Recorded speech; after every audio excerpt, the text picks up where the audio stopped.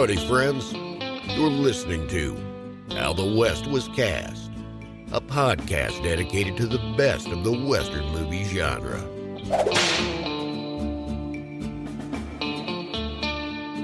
Well, I'm glad you did. Are you? Jim, what's eating you? Oh, we've got more at stake here than a bag of marbles. You mean you have? Jim, Lufton isn't dead. He isn't even hurt. And after that stampede, he hasn't got a chance. And why bother about me? Because I need you. You don't think Lufton would do business with me, do you? No, he'd rather lose his herd. Exactly. But today you stepped in and saved his life. He won't forget that. So when you ride up with an offer, he'll take it because he has to. No dice. Why not? It starts with your double cross of a bunch of poor, jug-headed homesteaders and the hiring of gun hands. It goes on to your making love to a man's daughter to get her to turn against her own father in your try for Lufton today. It goes past that to the death of Chris Barden's son, and it winds up right here with Reardon waiting outside to see if I go with you or if he shoots me in the back. I've seen dogs wouldn't claim you for a son, Tate.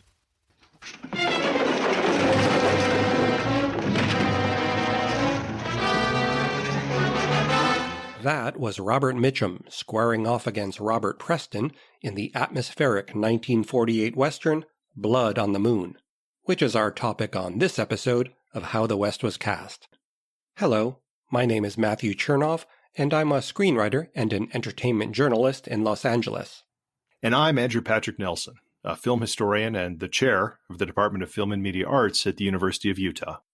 Now, as most listeners of this podcast know, Blood on the Moon was directed by Oscar winner Robert Wise, and thanks to its dark psychological underpinnings, it's often characterized as the quintessential film noir western. Joining us to discuss this influential classic is author, biographer, and noir expert Alan K. Rohde, whose latest book, titled Blood on the Moon, is about to be published by the University of New Mexico Press. It's part of the Real West series, a collection of new volumes of film scholarship edited by our very own Andrew Patrick Nelson.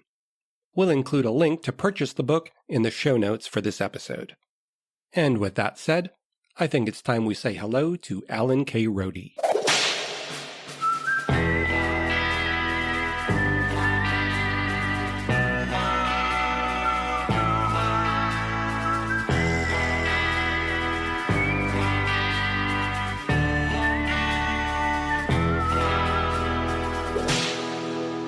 Alan K. Rohde is a self-described classic Hollywood concierge and one of today's most capable and compelling guides to the history of American movie making.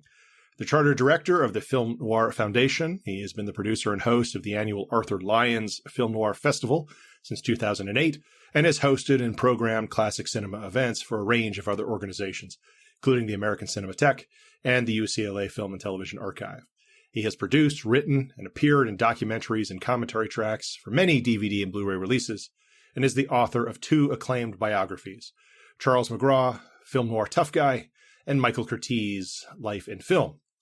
As is apparent from that biography, Rohde is an authority on film noir, a retrospective grouping of post-war Hollywood crime and detective films distinguished by their dark style and even darker subject matter.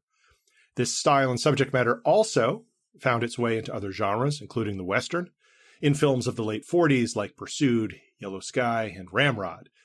Perhaps the best of this cycle of noir Westerns is also the subject of Rohde's newest book, Blood on the Moon.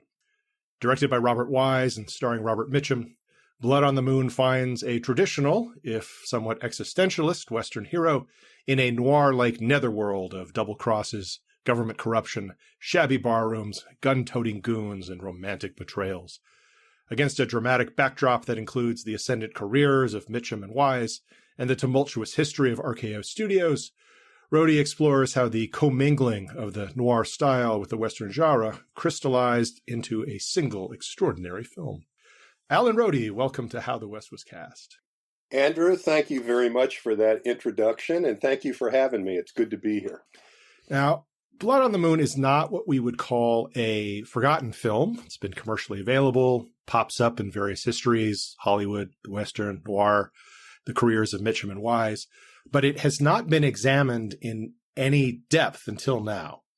So why do you think Blood on the Moon has been comparatively neglected, and why was it an important movie for you to write about? Well, I think it kind of got lost in the post-war film noir and World War II movies and so forth. One of the points I made in the book is how the cultural changes in Hollywood, in America, and so forth really affected the Western genre. And I think Blood on the Moon, the reason I wrote about it is, one, I really like the movie. I'm a huge Robert Mitchum fan. I'm a huge admirer of the work of Robert Wise. And way back when, many years ago, when I first started on this journey of doing whatever it is I do, I actually called Robert Wise, cold called him, and I hadn't written anything. I just wanted to talk to him about his early films with Val Lewton and Born to Kill with the fearsome Lawrence Tierney and that.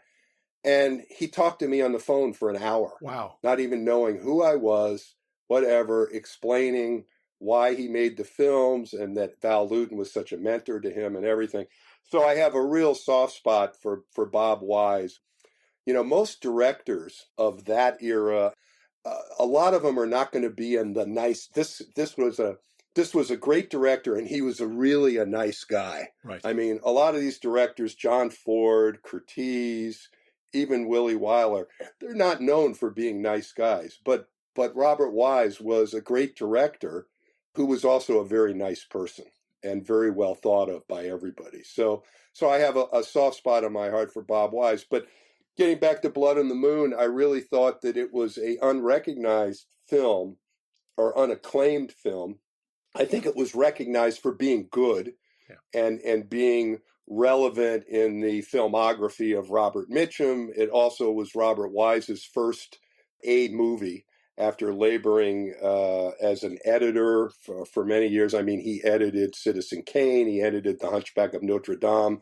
This was a guy who started out on the loading dock of RKO, humping film cans to win Academy Awards and so forth. I mean, this is a career path that will never be replicated again in today's Hollywood.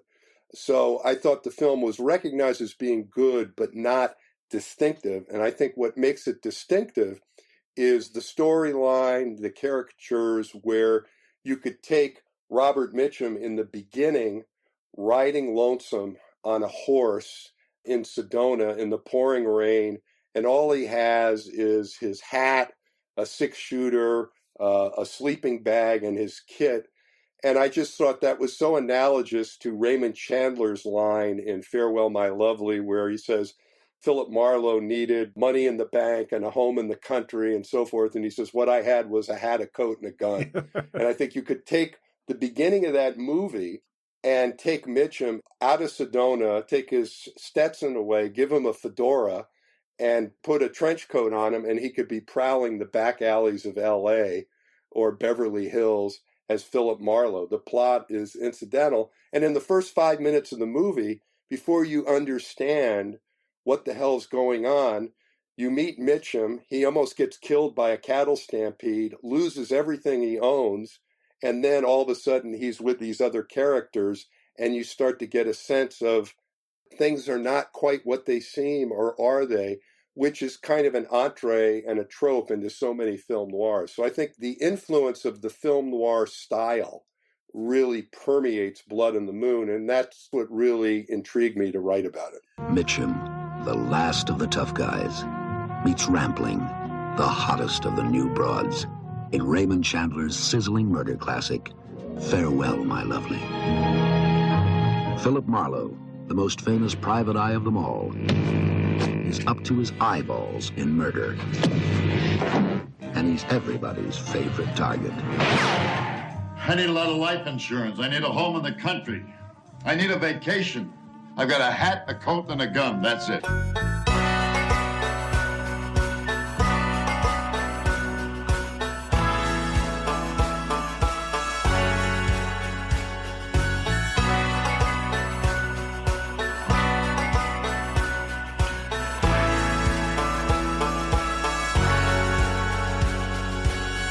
Now, we could, of course, have a very long conversation about what film noir is and isn't, but, that's a conversation for another day. People have made their careers and gotten doctoral theses out on defining film noir, which I think that whole debate kind of energizes what film noir is. I'll tell you what film noir is from a perspective of someone that loves movies. Yeah. Is film noir has provided a connectivity to a younger generation to classic film. I mean, film noir has become popular, Eddie Muller's Noir Alley show, all of this stuff, because film noir, despite the fact that, a 20-year-old may not understand why a doctor in a delivery room is smoking a cigarette and why the phones are the size of steering wheels and why do all these men wear these hats and so forth. The basic human foibles of lust, larceny, greed, jealousy, all of that stuff is so much part of the noir sensibility. And as much as life has changed, the nature of people really hasn't changed that much at all. Well, I suppose there's also a kind of direct relationship between a film that we recognize as being stylistically dark, is a stylistic darkness telling us something thematic about what's going on. So we don't actually encounter darkness in too many films outside of, say, the horror genre. So that alone, I think, means something to viewers unfamiliar with let's say, the social context. Right. I tend to agree with you. And I think when Wise made the film, his director of photography that he chose was Nicholas Musaraka, who was like the master. If I had to name the two cinematographers most identified with film noir, I'd put John Alton 1, Nick Musaraka 2. Yeah. And he deliberately chose Musaraka. And in fact, a lot of the film is actually shot at night because he said, as Wise told me, he said, I was looking for that dark shaded look. The town itself, this isn't like a bustling town of Dodge City where people are bustling and walking down the street and saddling horses and loading feed. This is a deserted, dirty town called Sundust. I love that name, Sundust. And it's, shabby bar rooms, people that are suspicious, a range war that's been contrived as a ripoff involving government officials. What's more noir than that? I like how you describe the film as a Western shot in the noir style. So, as a film historian, I tend to think that the best way to think about noir is as a style as opposed to, something it wasn't, like a genre. And there's a line in the book that I really like, and where you're talking about what makes Blood on the Moon kind of unique. And you say, the key discriminator in Blood on the Moon is less about what occurs and more about how and why. And I think you do a great job in the book of talking about how we see, in some ways, conventional Western characters, conventional Western landscapes, but the style really affects them. In some ways, it drains something out of them. The landscape in particular you describe as kind of uninspiring, which is a strange thing to say about a Western shot in Sedona. Yeah, in fact, Wise said Sedona was so beautiful that he said, there were times where we shook our heads and said, well, only if we could have filmed it in color. Of course, there was no money for that, but that would have changed the whole movie. And in addition, because of the scheduling, they filmed it in the wintertime. So in the book, I detailed the delays, the frustration, and I think Wise at one point said, we chased the sun all over the valley, and he was getting 3 weather reports, one from the National Weather Service, one from somewhere else, one from L.A., and he said they never agreed with one another, and they were always wrong. So they would start shooting in one place, it would start raining or be so overcast they couldn't shoot, so they would move someplace or go back to the hotel and rehearse. And in a lot of cases, they just filmed it. So the film has that dark cast look that we associate with film noir.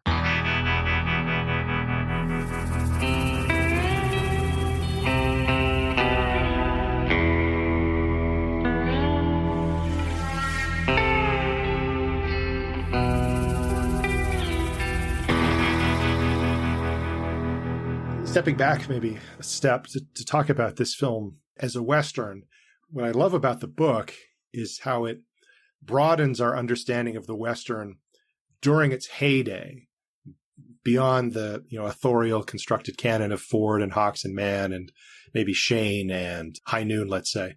But it also made me think about how, with the exception of a few films, maybe Red River and My Darling Clementine, we don't tend to focus on the 1940s as a vibrant period of Western filmmaking, but this film kind of attests to this being a really interesting moment before the Western becomes whatever it is in the 50s.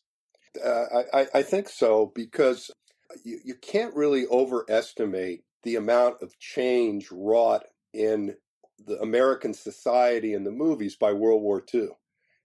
Everything was just so completely different, and anyone that went through the war, whether they served in uniform or under fire, whatever they did, they were not the same people by the end of the war. Things had changed, and I think part of that change is people wanted more realism and more authenticity in their entertainment that wasn't necessarily a musical or an Abbott and Costello comedy or something like that. And one of the comments I made is the diversions of wartime cinema, which was a boom period for Hollywood, the horror movies and the Judge Hardy and Mickey Rooney arguing over some trivial thing that was a family type of thing, and John Hall and Maria Montez in Arabian Nights costume on a Universal backlot with dueling swords. All of that kind of went away, and you saw a much more serious tone, and I think that really affected the American Western, where you started seeing, and this was the first sign of it, where Mitchum is not the traditional hero. Yeah. And I think a lot of credit for that has to go to Frederick Glidden, a.k.a. Luke Short, because Luke Short, I think, I forget the count, I think 8 of his novels were eventually adapted into movies. Yeah. And this was his first effort. And one of the interesting side stories of this is how he tried to get started in the movies, but he would not accept short money. Right. And there's a lot of going back and forth with his agent, who was Swanee Swanson, who was a legendary literary, he was like the literary agent representing writers like Hemingway and R.W. Burnett and Cornell Woolrich, and infinitely patient. But he's explaining to Glidden, you got to start. You don't have a track record. And Glidden was like, well, you know what? Tell them I'll kill Japanese if they give me $750 a week, but I'm not working for $500 a week. And then the whole circumstances of how this movie got made, because it was a script that was tossed on a stack of discards at RKO. And then several years later, Robert Wise and his partner in this enterprise, Theron Worth, who was the nominal producer, but they both came up in the editing department at RKO. And Worth produced. Worth actually did some of the second unit direction on this film. They found this script and felt that this was a great story they could put on screen that RKO had missed on it. And as it turned out, they were right. So I think this was the beginning of a different kind of Western. And I think we see this evolving through the Tony Mann, Jimmy Stewart Westerns, starting with Winchester 73 and The Man from Laramie, with these very hard-bitten, tough characters.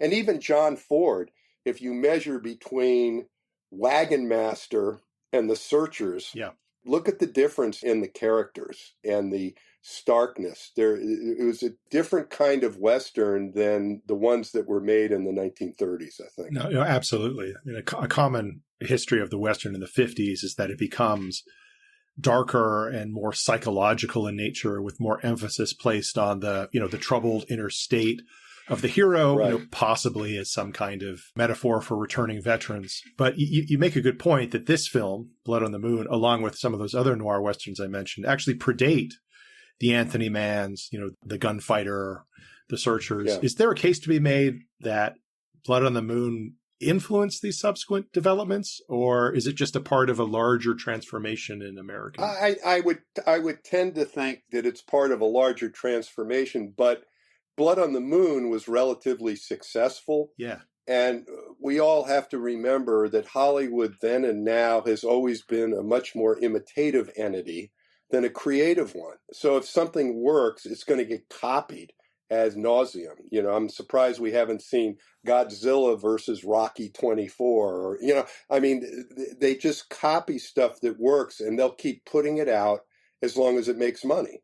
And so to that degree, did Blood on the Moon influence that? I mean, I think Pursued came out a little before Blood on the Moon. Yeah, 47. Pursued, though, although it is dark and it is Robert Mitchum and it's Raoul Walsh and James Wong Howe and so forth, it struck me as much more as a psychological film, to the point where your sense of disbelief on some of the reactions of the characters, it stretches it to the breaking point in some things. Although it's a very entertaining film, and it certainly fits into that phylum, if you will, that we're talking about. I mean, that's a film that's very explicitly Freudian in the sense of, you know, repressed memories and flashbacks and so on. So it seems, you know, much more of its time in some of its subject matter.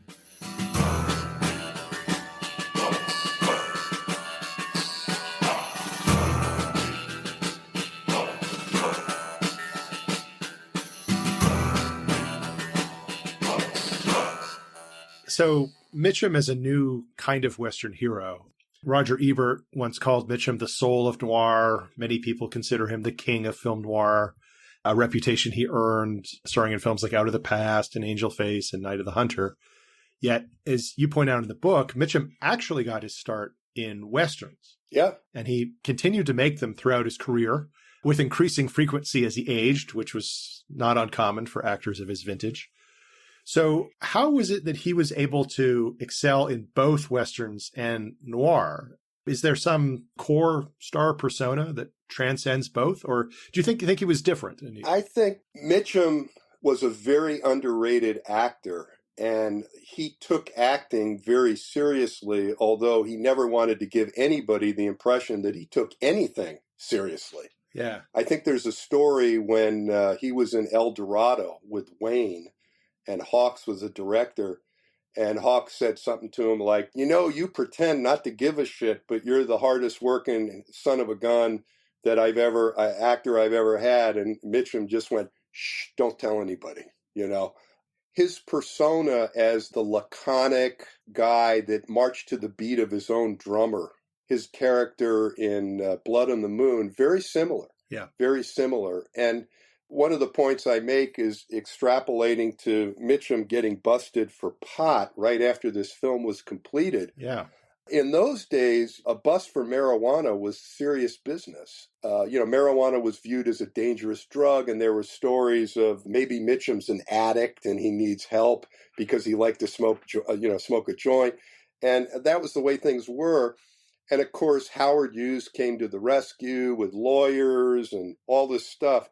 But it was really the fact that people liked Mitchum on screen. He was so appealing that people just said, you know what, the hell with it. And in fact, his popularity increased. Yes. You know, where before in Hollywood scandals, if someone had done something, they were kind of thrown on the scrap heap. And Hughes didn't do that with Mitchum, and rightfully so, because his popularity increased. Because in Blood on the Moon, he plays a character that seemingly his alliances shift, but they do so in a moral way, and his character really finds true north with Barbara Bel Geddes, who sees the inner person and not the exterior. And I think that whole relationship in Blood on the Moon between Barbara Bel Geddes and Mitchum is handled in a very adult manner. Yeah. I mean, it's somewhat fanciful because, you know, movies itself are fanciful, but the whole thing where she kind of reaches out to him at a certain point and can see the true character, that he's not just a cattle bum or a gunslinger and a no-good, that he is a man of good character who's trying to do the right thing. And I think that aura of Mitchum always shines true. Yet, in the mid-50s, he played one of his greatest roles as an absolute regenerate, horrible person as the preacher in The Night of the Hunter. Here is all the stark terror, the passion and suspense, the heart-pounding warmth, of the best-selling novel that gripped millions. Superb, unforgettable performances by an extraordinary array of talent. The combined powers of Paul Gregory and Charles Lawton brought the King Mutiny Court-Martial to Broadway. Now the screen receives that same creative, electrifying impact. The Night of the Hunter.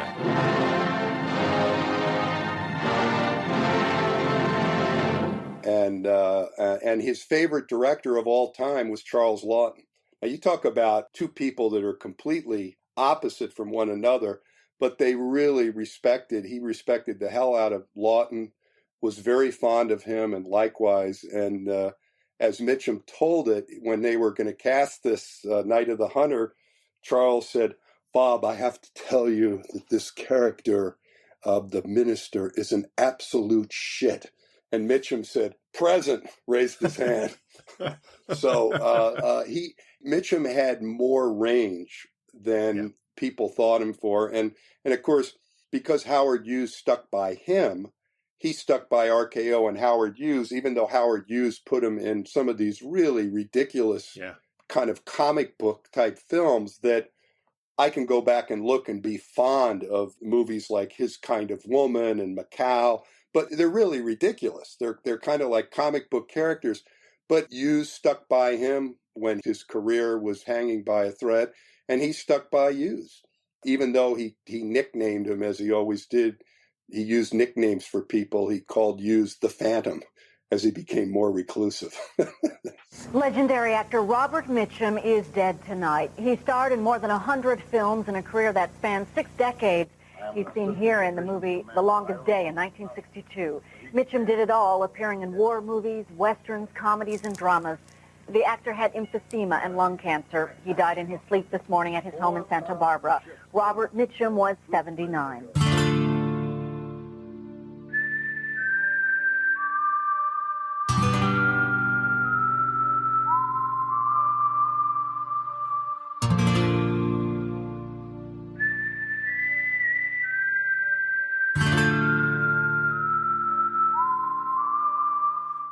You retell a very funny story in the book. That's the story that Robert Wise always told about one of the film's co-stars, Walter Brennan, when Mitchum first appeared in his Joe DeYoung costume on set, which is I'll let you tell the story, but I always find that story so striking because Wise used Joe DeYoung, that some of your listeners may be familiar with, but he was probably the top Western costumer involved in the movies. And I know I think he did some of DeMille's movies, maybe Northwest Mounted Police. I know he did Shane. And he really knew what Western garb looked like.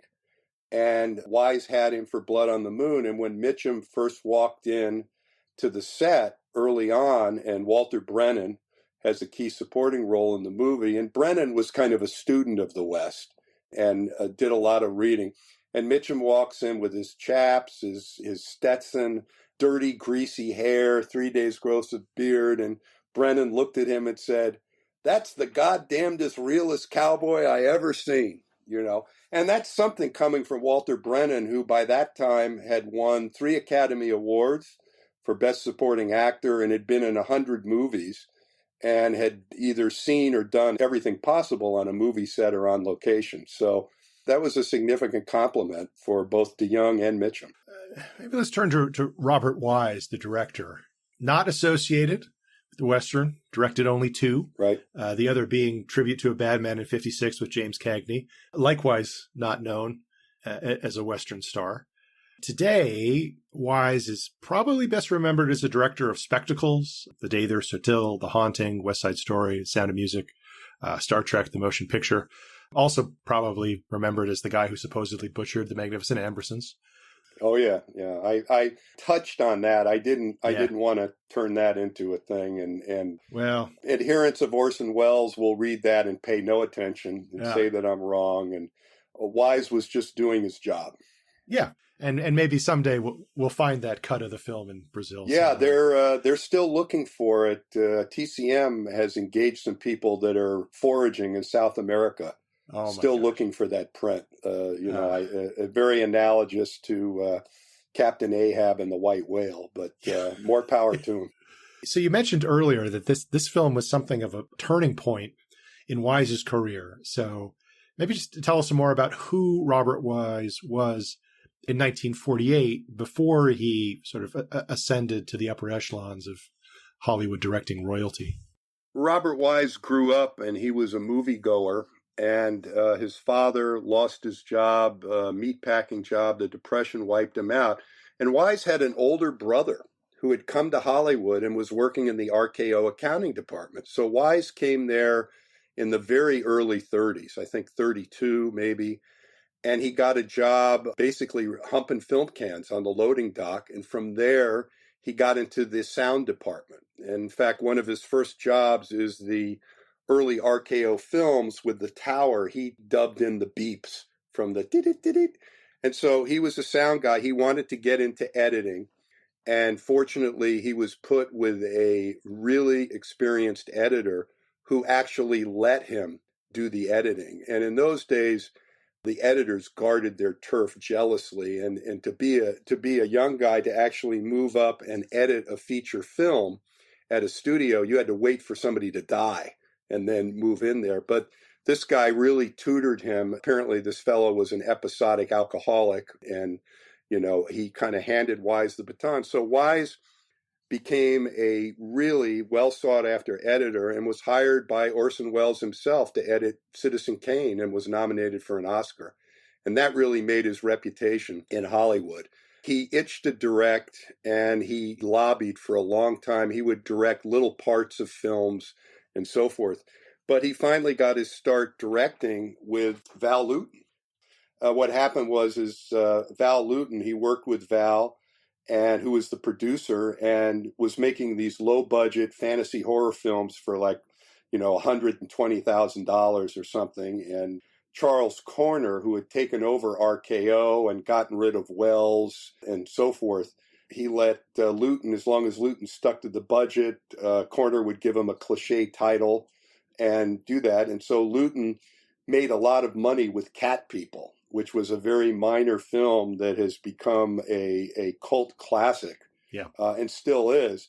And that made several $1 million, which was a film that cost $120,000. So that he got his own unit, Lewton did, and Wise came in there and had somebody directing Curse of the Cat People. The guy went behind schedule, which was Original Sin at RKO on a B movie.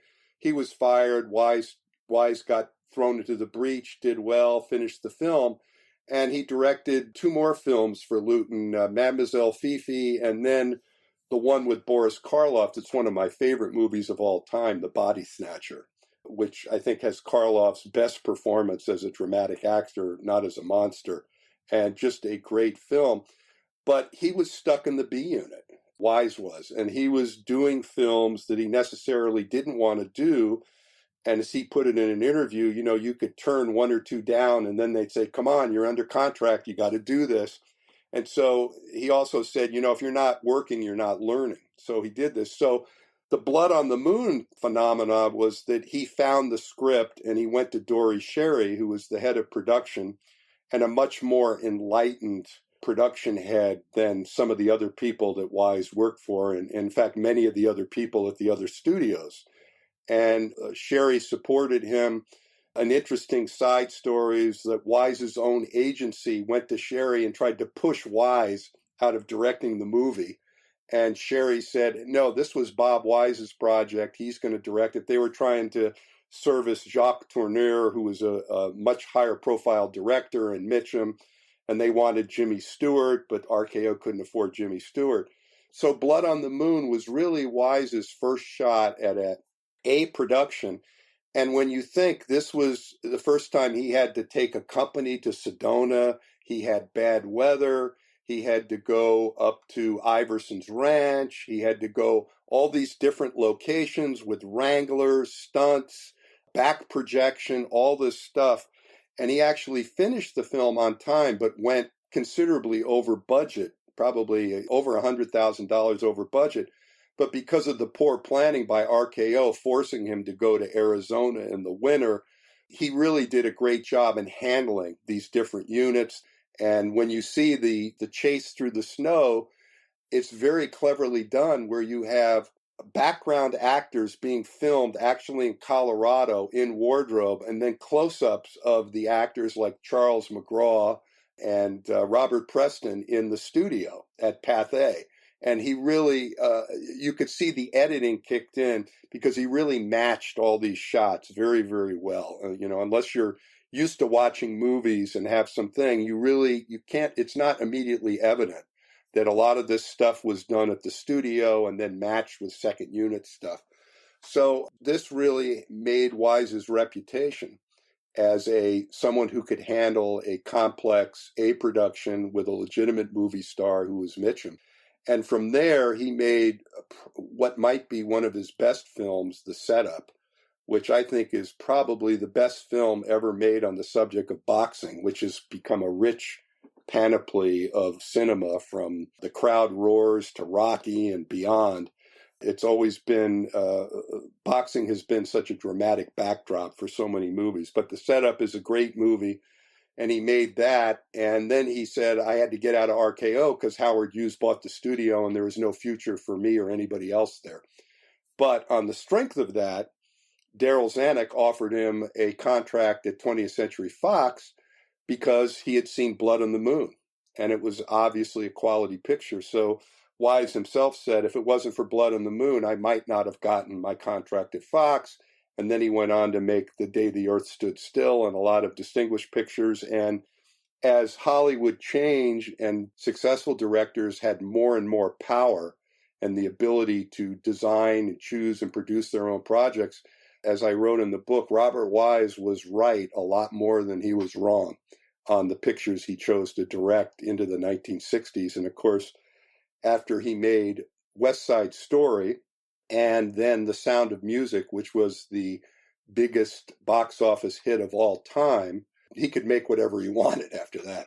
And now, ladies and gentlemen, the 5 nominees for the Best Achievement in Direction are J. Lee Thompson for The Guns of Navarone, Robert Rossen for The Hustler, Stanley Kramer for Judgment at Nuremberg, Federico Fellini for La Dolce Vita, Robert Wise and Jerome Robbins for West Side Story. And the winners are Robert Wise and Jerome Robbins for West Side Story. I'm fortunate enough to have had some of the best directors and the world's most creative men, so therefore I'm quite proud and happy to present the award for the Best Achievement in Directing. The nominees are William Wyler for The Collector, John Schlesinger for Darling, David Lean, Dr. Zhivago, Robert Wise for The Sound of Music, and Hiroshi Toshigahara for Woman in the Dunes. The winner is Robert Wise, Sound of Music. So it's not an overstatement then to say that this is the film that really set the stage for the rest of Wise's career. Absolutely. This was the film. This was Blood on the Moon was like if you think a director or a star or an artist has a door that they go through, that door had Blood on the Moon stenciled on it. And he just stepped through that, and this Blood on the Moon set the stage for all of his later success. There's no question about that. Now, one of the other great things about your book is how you really give credit to, I'd say, all the contributions of the key cast and crew. But one person I was especially pleased to see given some really kind of sensitive attention was Roy Webb, the film's composer, who absolutely you note has been overlooked in histories of Hollywood scoring. He's a guy who spent most of his career at RKO, scored many horror films, including ones for Val Lewton, only a few Westerns. Another Western score listeners of this podcast might know is from Tall in the Saddle. Tell us a little bit more about why we should know more about Roy Webb, and what does his music contribute to Blood on the Moon? I think Roy Webb has been in the whole renaissance of appreciation for the Max Steiners and Benny Herman and all of these great composers. He's been completely forgotten. I think part of that is because he spent a lot of time at RKO, which was not a high visibility studio. and he didn't work on really high-profile pictures. I think his biggest claim to fame would have been the score for Alfred Hitchcock's Notorious, right, that was produced at RKO. But his music always set a tone and a mood. And when you watch Blood on the Moon, the music really plays a key role in where you have a long shot of Mitchum riding across the Sedona Valley, and you have this very pastoral type music, almost kind of reminiscent of Victor Young in Shane, that type of pastoral Western music. And then when it came to the dramatic scenes, particularly the fight between Robert Preston and Mitchum, which I think is one of the great fight scenes in Westerns, because it's so realistic. Very brutal. It's brutal. It's two desperate men in the dark trying to kill one another. Yep. It's not, forgive me, I love Shane, but it's not Alan Ladd at 5'7" bouncing home runs off of Big Ben Johnson and knocking him through the, I mean, it's great entertainment, but it's not necessarily authentic. And I think that the music that Roy Webb composed for not only Blood on the Moon, but a number of other films. You mentioned the Val Lewton films and the mood and everything. Very, very underrated. He was very close to Max Steiner, who was the music director there. The other person that did all the orchestration of these scores was Gilbert Grau, who's not anywhere in the credits, but he did the orchestration. And I talked to a music film historian who actually went through and saw that Gilbert Grau orchestrated Blood on the Moon and did that. So I think Roy Webb has been, his scores for The Locket, Out of the Past, but just very, very underrated and underappreciated. So I wanted to give, movie making is collaborative. And I don't doubt that there's certainly something to the auteur theory. But with all due respect to Andrew Sarris and his book about directors that everyone carried around like a Bible that was a cinist in the 1960s, there's so much garbage written about the auteur theory that it's just, a lot of it is just, that's not how movies were made then. And there's not how movies are made now. Certainly the director has a theme and has a vision and is the main guy. There's no doubt about that.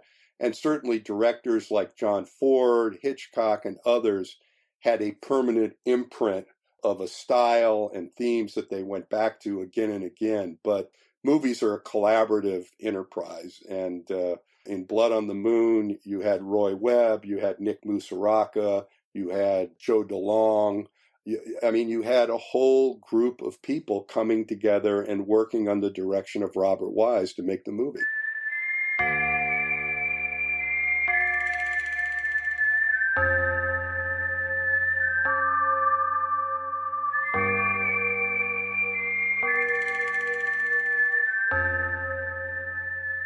Now, the first thing that anyone listening to this podcast who hasn't seen Blood on the Moon will do is go out and watch the movie. The next thing they will do is, of course, buy your book. That's a good thing. After they do that, though, what other films, so Westerns, noirs, other films, do you think people should seek out that they might not have seen? Saying that people should watch John Ford Westerns, if you like Westerns, that's like, saying, the Mona Lisa was a good painting.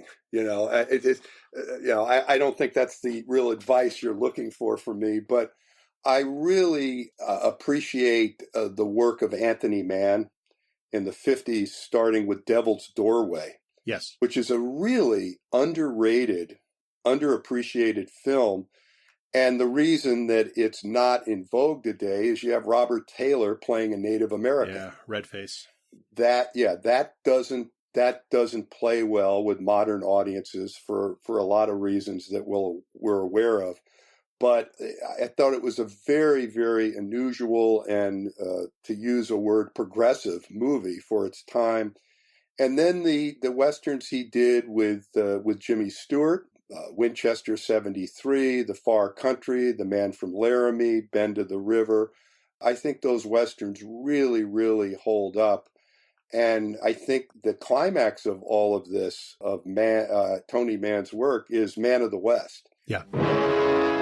Gary Cooper, in a role that fits him like a gun fits a holster, as the Man of the West.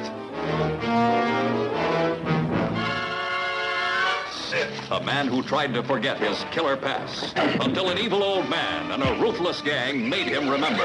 It's a rare, extraordinary Western, crackling with the most electrifying scenes you've ever thrilled to. Now that is a very dark, and the only problem with Man of the West is that Gary Cooper was too old.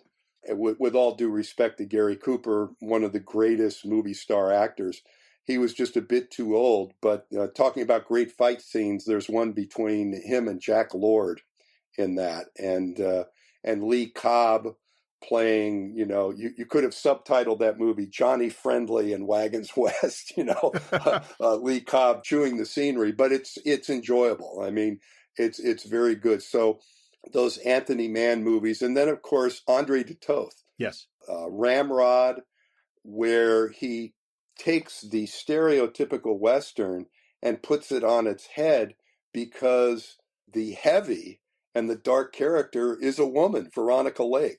Yes. Who happened to be de Toth's wife at the time. And that is a startling movie to watch if you don't know anything about it, and you watch her character do certain things like kill a bunch of people because of her manipulation of people, not actually doing it, but making it happen. Very, very interesting. And then de Toth made a number of distinctive Westerns. Springfield Rifle is another one at Warner Brothers. He did several Westerns there. And then Day of the Outlaw. Yes. Which Mike McGreevy, who I know slightly, was in that as a boy actor. Tina Louise was in there, and she's still with us. I interviewed her for my Curtiz book. And that movie has my favorite film noir stars, Robert Ryan. I don't think anyone could bring across more incandescent rage that was authentic better than Robert Ryan. And ironically, he wanted to be in Monaco, being Cary Grant in a Hitchcock movie. But he said, I don't have the face for that. I'm fated to be shooting a Western in Durango, eating bad food. And he was right. But Ryan was a great actor, and Day of the Outlaw, he really takes over there. So the work of de Toth and the work of Tony Mann, those are some Westerns that they made that I would recommend. I think those are great recommendations. I've said this before on this podcast, but I think I actually prefer films like Devil's Doorway or The Furies or Man of the West to Mann's. The Furies is good. You can't top Barbara Stanwyck. So No. I think that's a great recommendation. I introduced Day of the Outlaw at the Autry a number of years ago, and people were really struck by Burl Ives playing the heavy. Yeah, it's amazing. It's amazing. And that one speech that Ryan gives to Alan Marshall, where he says, I want to know what you're going to do. And he comes down and he gives this, we were here before you, and now you're telling us we don't belong, while you were back east hugging your pot-bellied stoves. I mean, it's so good. Ryan was so good, so good. No, that's a great picture. And I remember spending time with Ernie Borgnine and Nehemiah Persoff, and how much they admired Bob Ryan, who, despite all of these reactionary roles, was a real robust liberal and so forth. And Mickey Knox told me when he was working on The Longest Day, he actually had to break up a fight between Ryan and John Wayne over politics. He said it was really funny. Really funny. I guess they would have had to have probably agreed to disagree in that instance. Oh, they did. I mean, they got along. In fact, Ryan's daughter told me that at one point, Ryan was on a radio show with Marcia Hunt and some other people, and they were just reading the manifesto or the writings of the John Birch Society on how over the top it was. And I don't want to get too deep into politics, but at any rate, there were a bunch of death threats to Ryan and some of the other people involved with this radio broadcast. So Lisa Ryan told me they're at that house and her father was gone, and John Wayne shows up at the house with a rifle to protect Robert Ryan. Yeah. I mean, it was a different time. It was a different time. But John Wayne, although his politics might have been to the right of Genghis Khan, he was a hard guy not to like. Well, and that's certainly one thing we've talked about a lot on this podcast. I'm partial to the Duke, let's say.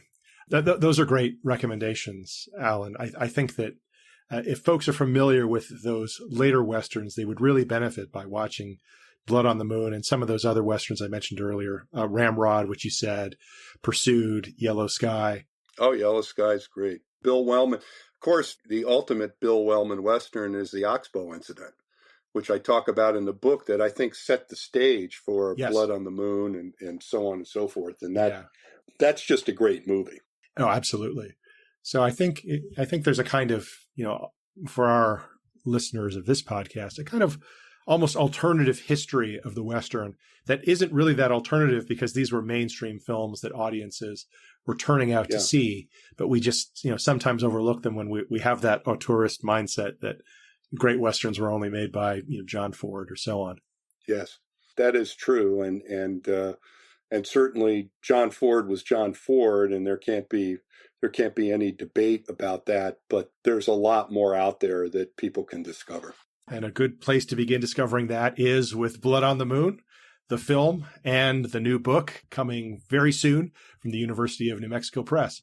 Alan Rohde, thank you for joining us here on How the West Was Cast. Well, I'll tell you what, I've had a great time, and thanks so much for having me on, and looking forward to seeing you in Tucson.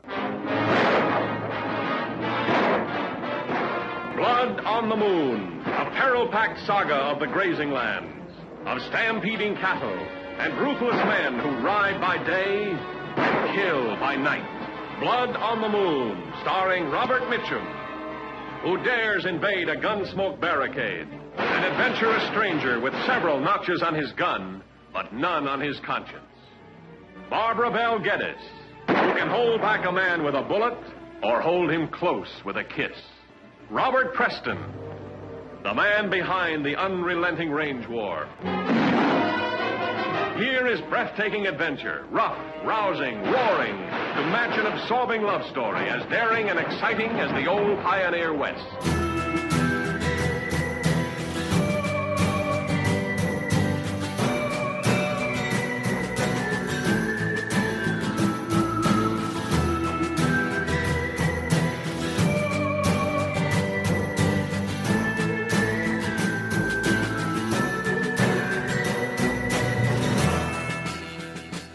Well, that wraps up our look at Blood on the Moon. But before you go, be sure to follow us on Twitter, Instagram, and Facebook. You can find us at Western Podcast. That's at, as in the at symbol, Western Podcast, all one word. Tell us your thoughts about Blood on the Moon, or suggest another film that you'd like us to cover on a future episode. And if you enjoy our show and want to help support it, the best way to do that is by subscribing to it on whatever platform you use. Simply click the subscribe button and you'll never miss an episode. Until next time, I'm Matthew Chernoff. And I'm Andrew Patrick Nelson. And you've been listening to How the West Was Cast. Well, that was our show. We thank you kindly for listening and hope you'll come back again real soon. Till then, keep your saddle oiled and your guns greased. We'll be seeing you.